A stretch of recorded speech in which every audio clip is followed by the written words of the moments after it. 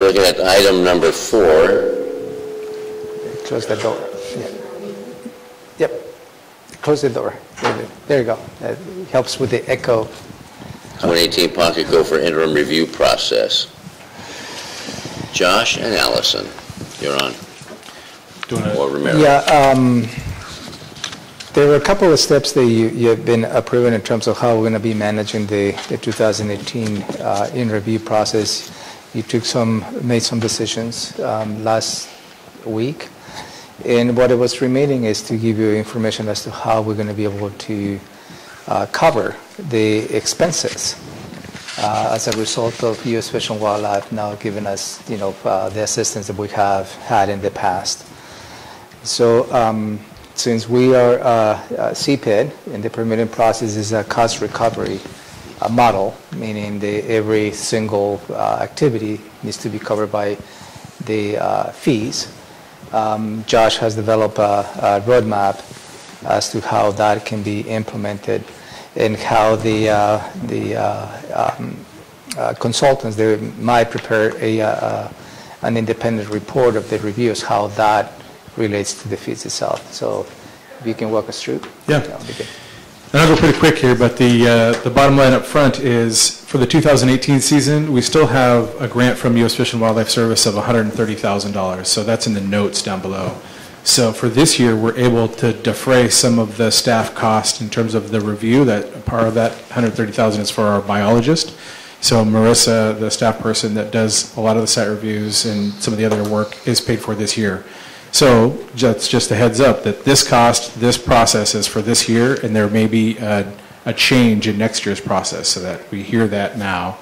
But for this year, the other kind of big thing to think about is the process that we've put together here.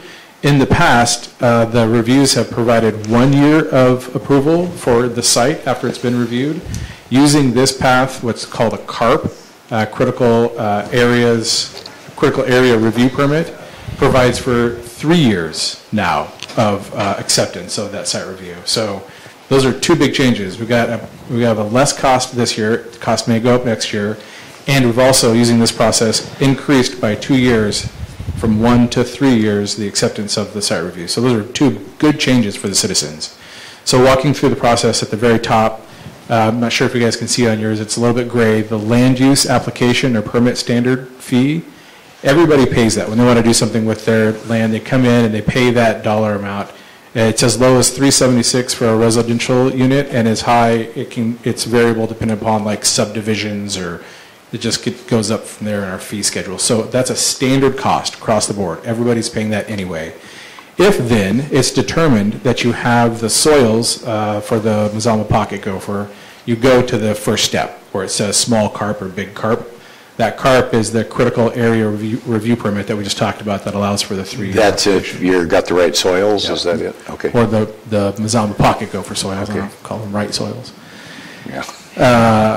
So when you get to that stage, the way that now we just kick in a process that we already have. We're not inventing anything new here. This allows us to not have to change code or any of those amendments.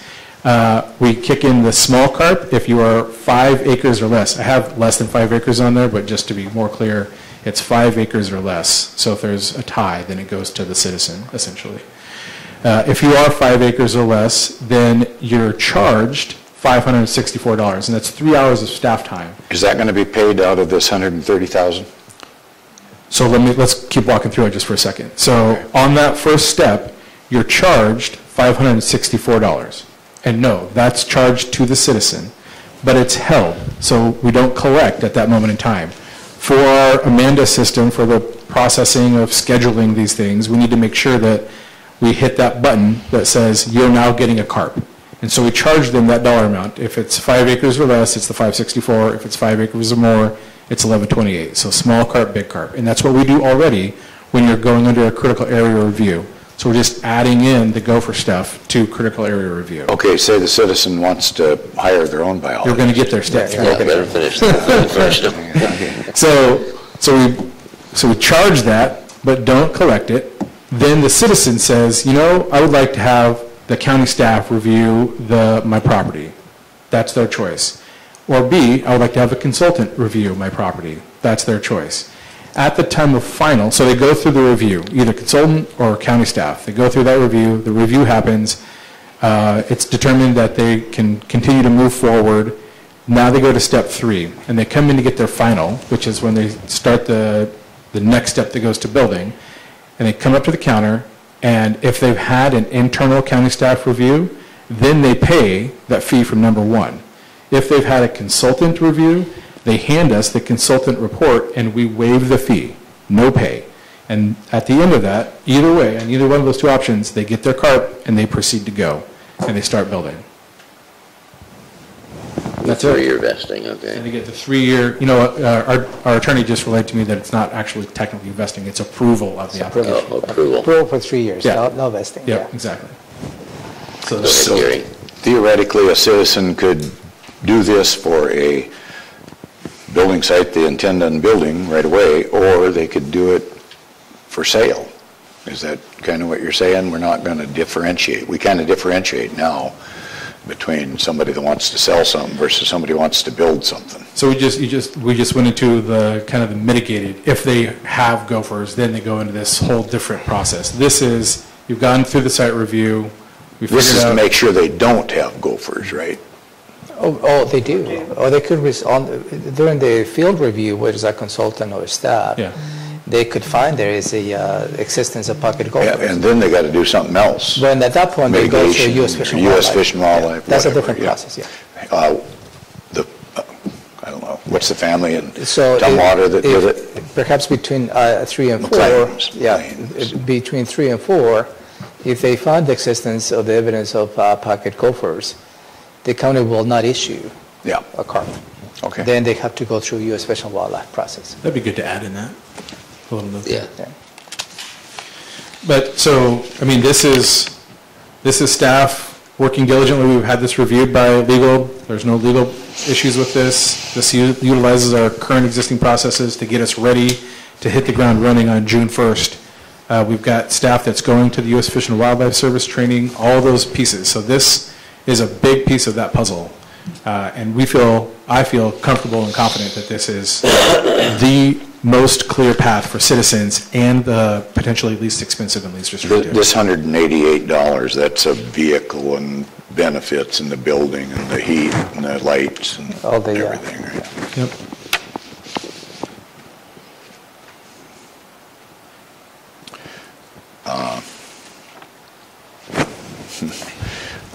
It'd be nice if you could have on there, it says one staff hour of time, plus overhead or the cost of doing business or something, I don't know, just to, people look at that and think, hey, you're getting $188 an hour. Yeah. Understood. But the reality is, we're paying for a vehicle and everything else that Full goes cost with it. recovery.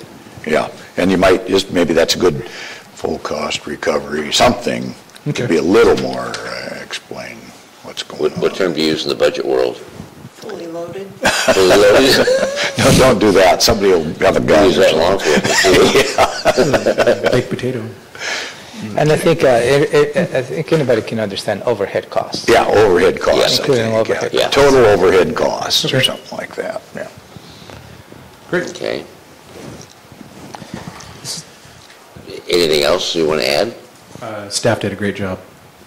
It's always due. I do have one question. All staff does a great job. Yeah. Do you have any idea what the private world is going to charge for this? Have you Not yet. heard anything? Or That's hard to say. Yeah, not yet, and we're not ready to, we don't think we're going to speculate on And that. that will be hard Okay. to say whether it's depending on the size Yep. of the. Yeah, it's but- kind of hard to say. well, okay. I mean, I guess I'm going to ask then, somebody in that field, or have somebody ask Building Association something, because I'd like to kind of know how we compare when a citizen says to me, how come you're 3 times more than what we have to pay? Or they might say, oh, I'm going to go to the private because it's, $100 cheaper, I don't know. So this will be important for you to have available, readily available, just in case a constituent comes and asks the questions, at least you can explain the The process. finished product Yeah. of it. But yeah. 2 things. Number 1, you're going to add a box regarding if an applicant does have gophers. Yeah, we'll put So what I'm going to do, I think, is in this transitional period right here, we'll put no gophers found, Okay. and then maybe like a little offshoot that says proceed to. Gophers found with a sad face. Yeah. Go to U.S. Fish and Wildlife. Huh? Yeah. Well, we have a process already being built, the roadmap on if you need to mitigate and that stuff, so maybe we'll. Okay. I think you have seen that very complex roadmap. Yeah. Yes, and you're looking for direction, this says. Yeah, it's just more about for you to be okay with Okay. the process proposed by staff. Could you make sure any acronym, because citizens are going to eventually see this, right? Yeah. So any acronym is explained or something? Down at the bottom? Or somehow, I mean, Well, that's down here now. is CRP CARP? and CSA. Is Do it? you need any, is there Yeah, other okay. acronyms? No? Yeah, yeah, okay. MPG. Good. Yeah, I guess I wasn't looking at that. Very good. Great. Anything further, Romero? Nope, I think that will do. Good, thank you. Thank you. In place of that former 1 year, that's good too. Thanks, Josh. And Shows that dealing we're with time? doing something for 'em. Okay, and thank you, Allison, for that. Are we going to have some kind of an expedited thing by any chance? If somebody's had an inspection a year ago and their time's up now or anything like that, is there any way, because we're going to give them 3 years from now on, but Working on it. administratively somehow? It's on the radar. Is it? Okay. Yeah, thank you. Good thought. All right, so we have Nisqually tribe letter. Yeah, and you may want to stay for that one. Is that also you? Josh in on that one too? And Allison. And Alice. Allison has been here all morning long. How come Elizabeth is getting out of here? That's not fair. All right, go ahead. So we receive, you receive a copy of, from the Nisqually tribe, and this is related to the YRAS. In this case, I believe is YRA number 11. And this is on the heels of the the legislature resolve the accept wells issue, as we know, the Hearst decision. And the county has, I believe, 5 YRAs that we need to go through this process. And each of the YRAs has some different restrictions as to the number of gallons per day, depending on, and it also is associated with a $500 fee. I mean, for the people at home, you explain YRA. Yeah, is the, I have it in here. Water Resource Inventory Area. Thank or you. Watershed, for short. And how many of those are around the state, Alice? Oh, Quite a few, right? What is this, like populated? We have 5 in Thurston County. Okay, that's what we're concerned about. maybe that would be the best answer. That's the best answer, yes. Thank you. And so this YRA was created a long time ago, and so it's been in place for a while.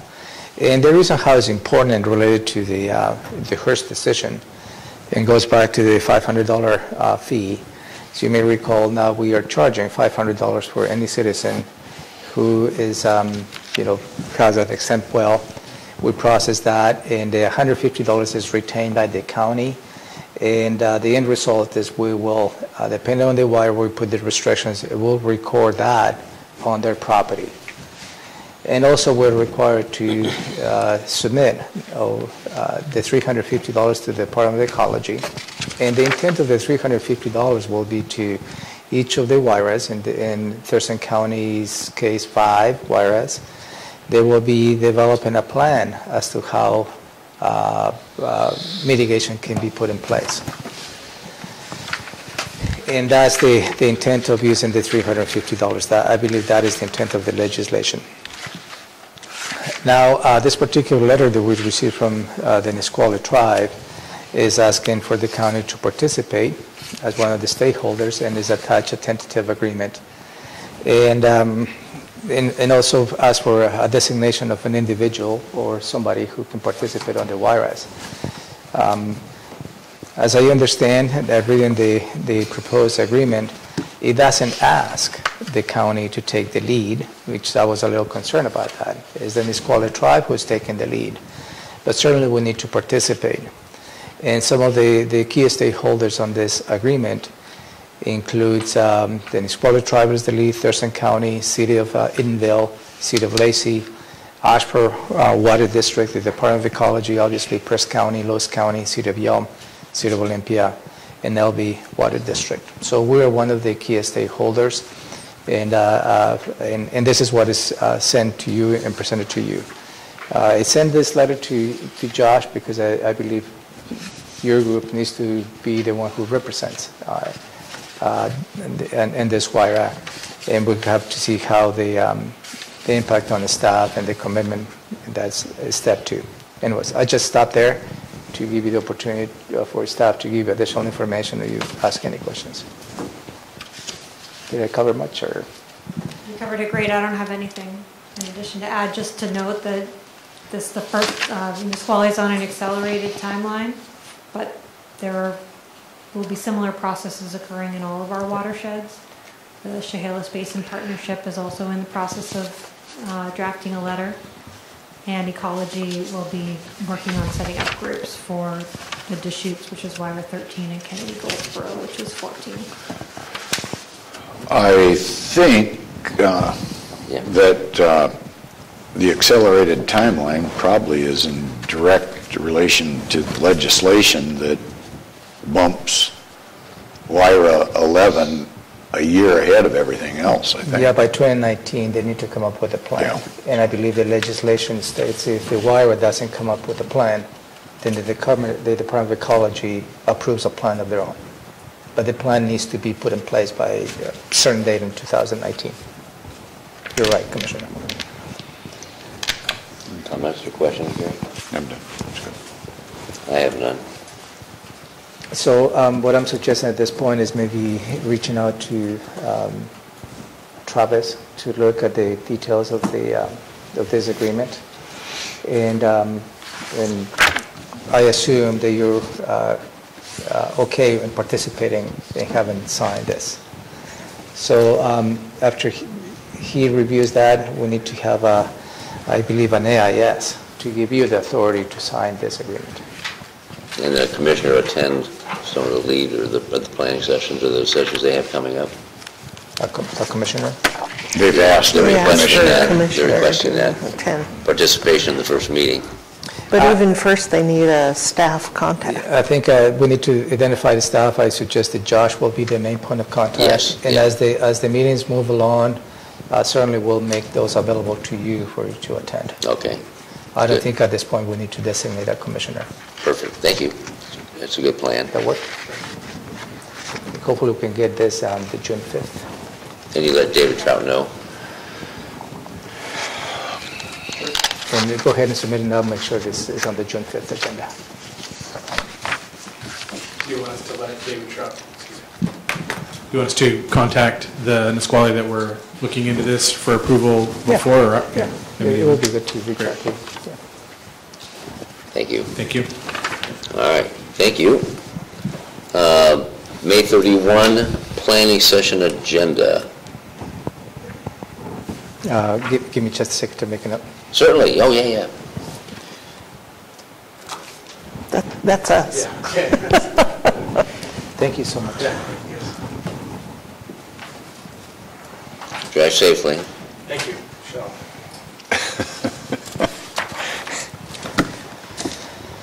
So on the May 31st agenda, there's a day-long planning session, and as you know, we already have a couple of items. One, you will be reviewing the agenda for June 5th, since the agenda setting for May 29th has been canceled. So that will be in the morning. Also, I'll bring back the comp plan amendment, the mineral lands designation, that will give you plenty of time to have a conversation again on this matter. And also I will bring the home consortium in local agreement with the City of Olympia as part of the discussion. All that is in the morning. In the afternoon, I'd like to reserve all afternoon for a budget conversation. That will be a continuation of the model Robin developed, and I believe you participating on that. I think we're at a good point as to engage the Commission in pulling all the different levers. And Robin has a little bit of agenda. Yeah, For a the- bit of for the an budget. agenda. A bit of an agenda in the afternoon that hopefully we can go through. But at least from my point of view, I would like to reserve from right after lunch on the 31st for the rest of the afternoon to talk about budget. Okay. So if you have any specific agenda items that you would like to discuss in the morning, you like me to bring, please let me know. Okay. And this is at PHSS on Lily Road. That is something that I'd like to have a conversation because the Lily Road setting doesn't have all the TVs and Oh, everything okay. else. And the other option will be Tilly.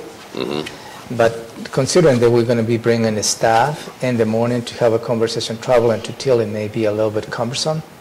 So I suggest to just have the planning session here in room 280. I was just going to ask if this was a convenient, parking out there on Lily, of course, is negligible. Yeah, considering that some of the items that you will be It doesn't exist. discussing in the morning requires a staff attendance, Okay. having it here is going to be more efficient. So, It'd make it a lot easier. yeah. Okay. So any agenda items, get them to Romero. Thank you, sir. The number 8, look at number 8, advisory boards and commissions. I don't know if you're ready to jump on any of those or not, but I almost want to wait for Bud to get back. Yeah, I'm not ready.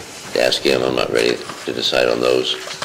Maybe I can bring this to your morning planning session because there is, and I'm just going to raise a concern because some applications have been submitted, it has been standing for quite some time. Yeah. And also, particularly, the Board of Equalization has submitted recommendations for you, and that was the recommendation submitted to you was March 8th. So it's been a couple of months, and I know that you like to take the time to be prudent as to how you would like to select, but I recommend at some point in some of those outstanding applications or recommendations, you may need to make a decision. On that particular issue, I see that we're overweighted by real estate interests. That's, I mean, I don't know the answer yet, Yeah. but that seems to be, we've already kind of decided, I think, about the husband and wife thing. I don't think you have decided on anything related to that Board of Equalization. I thought we did decide on the husband and I remember wife. discussing it. I don't remember the We're decision. discussing and Oh, yeah. delay the. Well, I think decision. maybe everybody was in agreement that a husband and wife thing didn't sound like that was a very good deal, maybe. Maybe that's what it was, or something similar to that. So I will bring this item for. And Labanita was going to come back with which ones are district-specific and which ones are not. Yeah, and she has that information. And there was another piece that she was going to look at too that might limit. If you want to have that conversation, I'll wait until next week. She's ready We'll to. do that next week. Yeah. Yeah, Okay. because we're doing it here anyway, Yep. perhaps. Okay, that takes care of that. That leaves commissioner items. Do you have any items you want to discuss in a couple minutes? No. Yeah, yeah, I do have one quick item, and I think I mentioned it the other day, but I think it's of major importance, and that is the marijuana distribution funding. I really think we need to look into the amount of money that the state gets in revenue from Thurston County, which is $14.8 million.